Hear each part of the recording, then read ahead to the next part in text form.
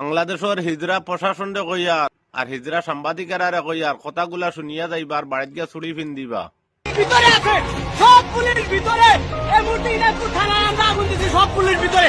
ইনশাআল্লাহ জয় আমাদের হবে, ইনশাআল্লাহ সফলতার আমরা খুব দ্বারপ্রান্তে আছি। এবার মার্কিন পররাষ্ট্র দপ্তরের সংবাদ সম্মেলনে উঠে এলো ৫ আগস্ট পরবর্তী সময়ে জনরোষে পুলিশ হত্যা ও থানায় হামলার বিষয়। এ নিয়ে কি বলল যুক্তরাষ্ট্র? এই যে উনি এত হিউম্যান রাইটস এর কথা বলেন, এখানে যে ৩,০০০ পুলিশ মারা হয়েছে সেটা নিয়ে কি প্রসিকিউশন কোনো কথা বলে? সিরাজগঞ্জে যে 18 জন পুলিশকে হত্যা করে ঝুলিয়ে রাখা হলো 5 আগস্টের আগে, সেই হত্যাকাণ্ড দায়কার। সেগুলো নিয়ে এখন খুব কৃতিত্বের দাবিদার হয়ে এনসিপি বলেন, বিএনপি বলেন, জামাত বলেন কামড়াকামি করছে যে আমরা হত্যা করেছি। ওপেন টক শোতে পুলিশ আজ 23 বছর একসাথে কাজ করেছি।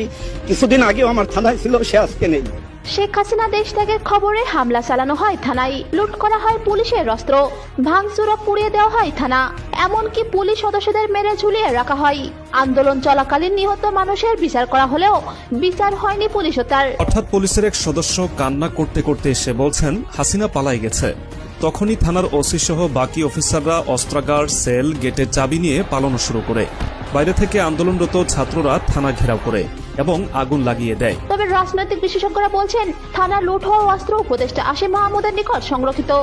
এই অক্সিলারি ফোর্সই হচ্ছে সেই অক্সিলারি ফোর্স যেই ফোর্সকে আসিফ মাহমুদ সজীব ভুইয়া 2024-এর আগস্ট থেকেই প্রস্তুত রেখেছিলেন।